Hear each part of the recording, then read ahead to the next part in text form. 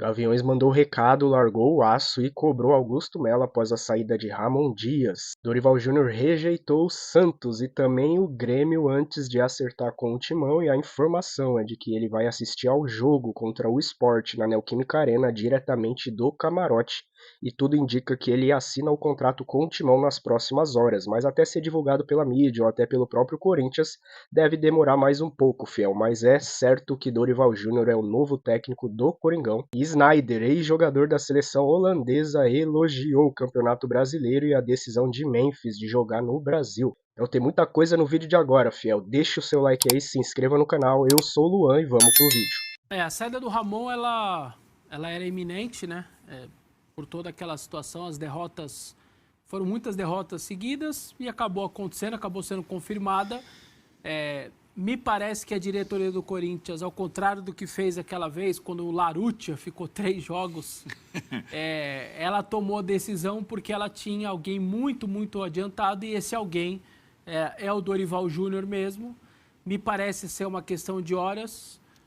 O presidente do Corinthians não está em São Paulo nesta sexta-feira, parece que está perto de São Paulo, mas não está em São Paulo, saiu com a família, e a tendência aí é ficar algum tipo de confirmação ou tudo mais para o sábado, e aí a expectativa é que ele possa, inclusive, ir para a Neoquímica Arena e poder assistir o jogo do camarote.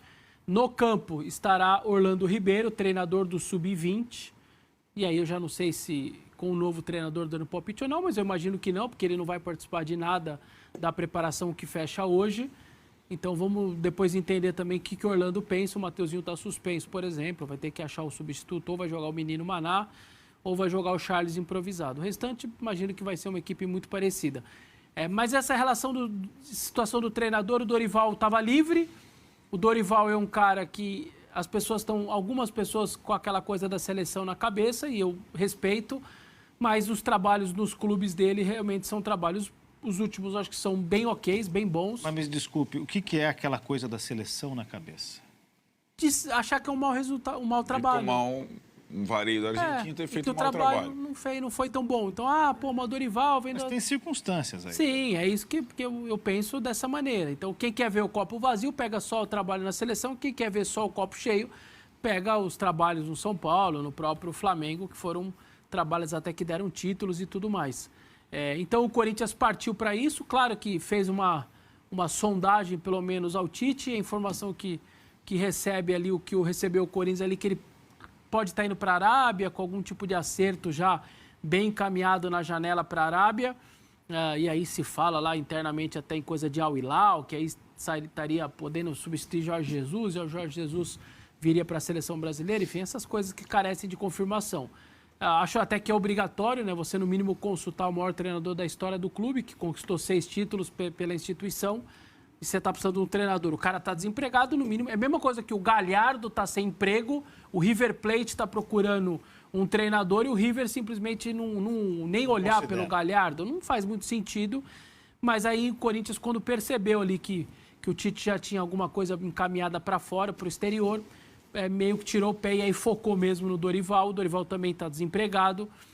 O Grêmio tentou o Dorival e se fala que o Dorival não topou muito. O Santos também teria tentado, o Dorival também não quis muito, mas acho que para o Corinthians esse não fica mais difícil aí pela visibilidade que sempre o clube dá para os treinadores, tanto que os últimos 7 treinadores da seleção, 8 da seleção, 4 saíram do Corinthians, então eles sabem que tem uma visibilidade muito grande. Claro que tem as últimas coisas, detalhes, acertos financeiros, não vai ganhar um salário baixo, mas como o Arnaldo costuma dizer, o Corinthians não está muito preocupado com isso, né? Pelas dívidas todas que tem e tudo mais, quer logo resolver essa situação, então a tendência é dar tudo certo. Eu não vai ser eu aqui que vou cravar o futebol, tem essas coisas aí de bastidor que a gente nunca sabe, depois pinta agora à tarde uma ligação de um clube de fora, oferece 4 vezes mais, o Dorival fala, obrigado aí, Corinthians, não tem nada anunciado, eu tô indo embora, e quem crava muito antes, às vezes fica com cara de panaca. Essas coisas eu tento sempre evitar, mas que está muito bem encaminhado, que deve ser ele, que deve ter a confirmação, se não hoje, amanhã. E aí, isso acho que me parece só uma questão de tempo. Gosto da tentativa, acho válida. Acho que o Corinthians está tentando um treinador que é um bom treinador, está livre no mercado, que eu acho que tem condição de acertar o time, e depois acho que o Arnaldo pode falar um pouco melhor taticamente e tal, mas eu imagino que possa colaborar bastante aí com o Corinthians e com esse momento atual do clube. É aquilo, né? Tá 99%, só falta assinar. Então, falta tudo. Né? Você não assinou, né? Então não tem muito jeito. Mas tudo indica que vai ser mesmo Dorival Júnior. E a gente tem números aí do Ramon Dias no Corinthians, ele que se despede com o título paulista da temporada e com um aproveitamento de 60%. Hein? Foram 60 jogos, 31 vitórias, 16 empates, 13 derrotas, com quase 100 gols marcados e 62 sofridos. Os números da passagem do Ramon Dias. Agora que acabou, foi boa ou foi ruim? O Vessone tem o diagnóstico, talvez, mais da temperatura da... Acho que a gente pode fazer outra pergunta? Pode, foi bom ou poderia ter sido melhor com o treinador? Essa que é a pergunta. Eu acho que foi... Acho que talvez o Massinho tenha o caminho... E talvez isso explique a troca, né? Eu acho que não foi ruim, evidentemente, pela situação que ele encontrou o clube, mas também o clube fez muita coisa naquele período, desde que ele chegou, para melhorar o time, né? Então... Agora, é aquilo, né? O que aconteceu também tem aquela... Qual foi o autor do crime? Quem demitiu o Ramon? O Memphis, o presidente da Gaviões ou a direção do Corinthians? Ou todos eles. Não, mas assim... Não, a direção do Corinthians é muito fraca. A direção do Corinthians é muito fraca. Tem um vazio de poder gigante. Que... O Fabinho, o soldado que é decantado aqui como responsável pela falou formação aqui com a gente faz 3 semanas. Falou aqui com a gente. Defendendo o trabalho. Gosto do trabalho, estamos no bom caminho. Né? Agora, a partir do momento da declaração do Memphis pós-jogo, que ele destrói o time e o trabalho e da sentença do presidente da Gaviões, aí ficou mais fácil demitir o treinador. Né? Vocês se lembram? Eu fiz essa pergunta para o Fabinho. Fez. Avaliar o trabalho vencendo é mais difícil. Foi exatamente a vitória inebria, entendeu? Mas imagino que ele, Fabinho, não queria que a dupla saísse. O que acontece é que o Ramon, ele fez o corintiano curtir um time que há muitos anos o corintiano não curtia, que foi o da reta final do ano passado, quando emenda aquelas vitórias, todas as vitórias muito bem consistentes, todas as vitórias com mais até de um gol de diferença, na maioria delas, né? Teve o Vitória lá na Bahia. Ele terminou o campeonato como artilheiro. Isso, como artilheiro, enfim. O corintiano curtiu um time que nos últimos anos todos não tinha curtido, assim, 20, 21, 22, não curtiu daquela maneira. O Ramon tem um título que o corintiano também não curtiu nos últimos 5 anos, diante do maior rival, evitando que o maior rival conquistasse um tetra inédito na história dentro da sua casa. Isso também jamais será esquecido pelo corintiano. Só que o Ramon, ele talvez tenha sido aquele treinador que mais substituiu mal, por exemplo, que eu vi um treinador do Corinthians fazer. De coisas esdrúxulas, de movimentações durante a partida completamente equivocadas, de montagens de time, pensando num pré-jogo que ele, no mínimo, tem que consertar depois, porque é tão maluco que ele pensou antes do jogo, e foram vários assim. A gente foi dando exemplo nesses últimos tempos. Então, você fica sempre com aqueles dois sentimentos. Cara, quem é você? É o cara que fez... Você curtiu como torcedor pra caramba aquele futebol do final da reta do 3-0 na Arena do Grêmio, dando show, gol de bicicleta, deitando no Vasco em casa, no Bahia, 3 no Vasco, 3 no Bahia. Quem caía lá dentro, enfim, era um time muito legal de se assistir, de ver, só que ao mesmo tempo era um cara que fazia tudo isso que ele fazia, com trocas meio malucas e escalações também meio malucas. E aí calhou desse período com 3 derrotas muito próximas uma da outra, né? Fluminense, Palmeiras e Huracan. Juntou tudo isso. Ao contrário do que alguns colegas falam aí, a minha impressão não é de que o Memphis... o que o Memphis falou desagradou até o jogador. Cara, pra mim, a impressão que eu tenho é que ele só representou o que vários jogadores queriam falar, só que os caras não têm voz. A voz é pequenininha, perto do principal astro do time. Ali ele só externou que muito o lateral queria dizer, o zagueiro queria dizer, o volante queria dizer, o cara da base queria dizer, e foi ele o porta-voz de que vários, não todos, porque eu não vou falar pelo nome do elenco, mas eu imagino que vários jogadores pensavam muito parecido com o que o Memphis falou. Então, eu penso o seguinte, eu acho que foi correta a demissão, o momento foi correto, eu acho que o trabalho tinha estagnado, o trabalho não ia melhorar, só que a gente não pode ser ingrato e eu acho que o torcedor não será ingrato e vai sempre ter o Ramon como um cara que foi importante na história do clube, que conquistou um título muito importante, um título que virou documentário e que o torcedor jamais esquecerá do que foi aquela noite, e é verdade. Só que, ao mesmo tempo, ele é daquele cara aqui, ó, daqui 2 anos o Corinthians precisa de treinador. Vai estar cotado. Ele não vai estar cotado. Não? Não. Não vai ser aquele torcedor. O torcedor, a impressão que eu tenho é que não vai sentir saudade do Ramon. Ó, tem o Ramon, vamos tentar contratar? Eu não acho que isso vai acontecer. Até pela eu idade, acho, a fase, eu acho que não vai acontecer isso também. Mas... Embora o Dorival tenha um perfil parecido. Uhum. De idade também. De idade, O discurso, fala um pouco. Um pouco desse jeito, acho que é o perfil do elenco do Corinthians. O filho também é auxiliar. O Lucas Silvestre. As passagens do Dorival por clubes, elas não são longas. Verdade. Não é só por seleção, né? São passagens Até breves. tem títulos, mas não são duradouras. Né? E também, muitas vezes, e acho que isso não é um defeito, é uma característica do Dorival. Não é uma questão também que o clube que ele ganhou vai ser a primeira opção para... Né? O Flamengo não pensou em contratar o Dorival, ou mesmo o São Paulo nessa situação toda. Aí acho que tem uma coisa interessante na pressa do Corinthians em acertar, pelo que aconteceu no passado, justamente com o Dorival envolvendo São Paulo e Corinthians, quando ele fecha com o São Paulo e deixa o Corinthians na mão. Né?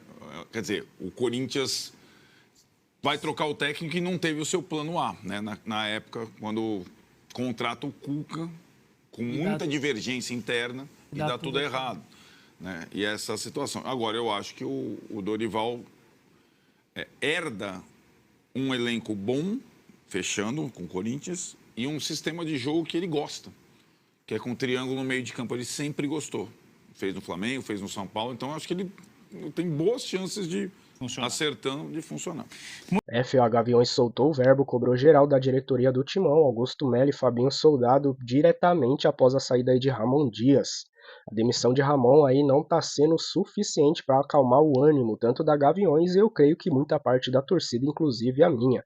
O que a Gaviões está cobrando é por um futebol à altura do Corinthians. Então, em nota oficial divulgada aí após a saída do treinador argentino, a organizada do Timão fez duras críticas à diretoria alvinegra e cobrou mudanças concretas no comando do futebol, ou seja, dentro de campo, o Corinthians responder à altura. O título da nota foi o seguinte: por um futebol à altura do Corinthians. A nota destacou que a paciência da torcida está no limite e criticou a forma como o clube vem sendo conduzido nos últimos anos, ou seja, não só na gestão de Augusto, mas em todas as anteriores. E eles falam assim: não é porque cantamos que somos sofredores, se liga, que vamos tolerar a incompetência das diversas gestões que passaram pelo clube e que não trouxeram resultados ao futebol, diz um dos trechos aí da nota. E eles continuam: é inaceitável que clássicos, aí é para bater palma, que clássicos sejam usados para experimentos táticos. Dando uma direta aí no Ramon Dias, quase que pegando o embalo do Memphis Depay. Cada campeonato que disputamos deve ser encarado como prioridade máxima. Aquilo que eu venho falando no canal, né, Fiel? A gente não pode acostumar com coisa pequena no Corinthians. Não pode acostumar o Corinthians não brigar por todos os títulos de todos os campeonatos que ele disputar. Antigamente era assim, a gente não pode mudar isso. Não pode aceitar um treinador falar que simplesmente vai priorizar o Brasileirão porque ele tem medo de cair. Tem medo de sofrer o que sofreu nos últimos anos. Pelo amor de Deus, com tudo que foi investido no Coringão. E mais uma direta aí para Ramon Dias. E eles terminam: exigimos ações concretas e imediatas para reverter esse cenário. Queremos um Corinthians competitivo e vitorioso, à altura da sua história e da paixão de sua fiel torcida, concluindo assim a nota. Deixa sua opinião aí nos comentários, o que você acha dessa nota da Gaviões. Para mim, representou tudo aquilo que eu penso e foi uma voz aí da torcida nessa nota que eles soltaram. E o meu timão trouxe aqui informações do Wesley Sneijder, ídolo da seleção holandesa, aprovando a decisão de Memphis Depay jogar no Brasil e elogiando também o nível do futebol brasileiro. Se liga no que ele disse, ó. Estamos vendo os jogos na televisão holandesa. Para quem não sabe, os jogos do Coringão estão sendo transmitidos lá na televisão holandesa por conta de Memphis Depay. Claro que no começo ele precisou se adaptar ao Brasil, mas acho que agora ele está lá. Ele está de volta à seleção, então acho que ele fez uma ótima escolha. Achamos que ele fez a escolha certa, ou seja, pelo Campeonato Brasileiro. Vejo a técnica, os bons jogadores de qualidade individual e a defesa forte. Então, para mim, é uma competição forte se você comparar com o campeonato holandês. Por exemplo, é mais forte do que o campeonato holandês e, para mim, até não só do campeonato holandês, mas de muitos outros campeonatos aí pelo mundo, né, fiel? Wesley Sneijder se rendendo aí a Memphis Depay o Campeonato Brasileiro e elogiando a decisão do jogador de jogar no Brasil. Ele que já se aposentou, deu uma entrevista aí para a TNT Sports, mas todo mundo sabe da qualidade de Sneijder, o grande jogador que ele foi, dando trabalho muitas vezes para a seleção. E queria trazer aqui para vocês os últimos trabalhos de Dorival Júnior. Vamos dar uma visualizada nos números do treinador, porque muitas vezes eu vejo a torcida do Coringão se baseando simplesmente no trabalho da seleção. Mas me responde uma coisa, qual foi o último técnico que conseguiu fazer um bom trabalho na seleção brasileira depois da Copa vitoriosa de 2002? Teve alguém?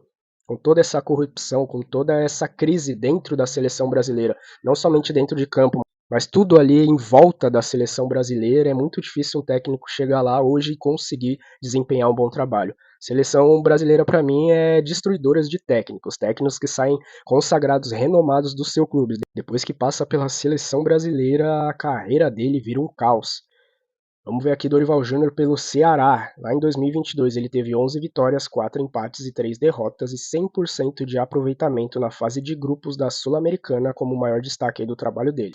Já pelo Flamengo, em 2022, ele teve 26 vitórias, 8 empates, 9 derrotas, foi campeão da Libertadores e da Copa do Brasil, fiel. E Dorival Júnior pelo São Paulo em 2023, ele teve 25 vitórias, 13 empates, 16 derrotas e foi campeão também da Copa do Brasil. E pela seleção brasileira, 7 vitórias, 7 empates, 2 derrotas, eliminado nas quartas de final da Copa América. E como eu disse, qual foi o último técnico que fez um bom trabalho pela seleção brasileira? Então, para mim, eu acho muito válida a vinda de Dorival Júnior. Então, se você gostou desse vídeo, deixa o seu like aí, se inscreva no canal. Eu sou o Luan, até o próximo vídeo, valeu!